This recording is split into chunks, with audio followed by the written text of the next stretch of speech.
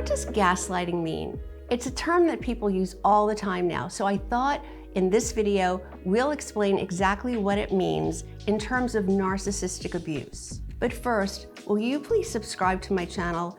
That's how these videos are going to get in front of more of the people who really need to hear this information. I'm Victoria McCooey.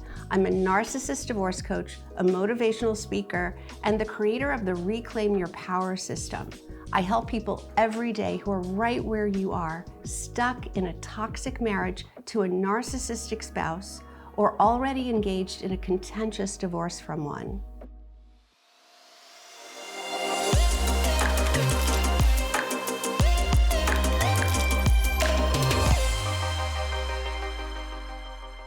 So what is this term gaslighting? Well, here's the actual definition.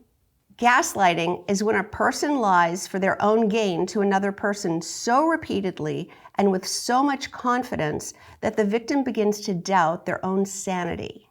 So if you've ever been in a relationship with a narcissist, you know what this means when they take their reality, which is a false narrative, and try to inflict it on you. So you might know for sure that the grass is green, but they're going to try to convince you that it's purple. I mean, it can be so outrageous, their conviction towards something, but they have so much confidence in what they're saying, and they do it so regularly and so often that you begin to doubt your own reality. You begin to actually doubt whether the grass is green because they're adamant that it's purple.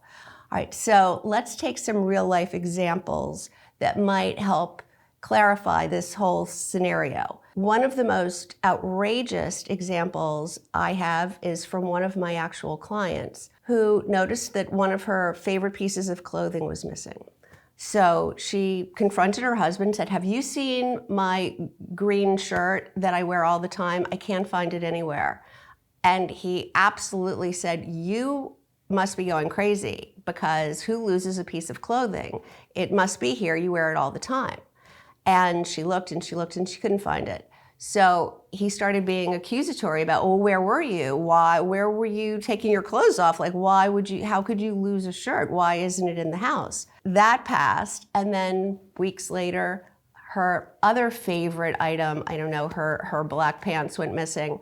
And she went to her husband again and said, "Now I can't find my black pants." And he was like, "Well, you must really be going crazy, because who loses clothing? I mean, it's got to be here somewhere." And I've turned the house upside down. I can't find them anywhere. She started wondering if maybe she was going crazy. I mean, how can she lose items of clothing? It made no sense. So then when the third piece of clothing went missing, she didn't tell her husband, because now she was embarrassed that maybe there was something wrong with her.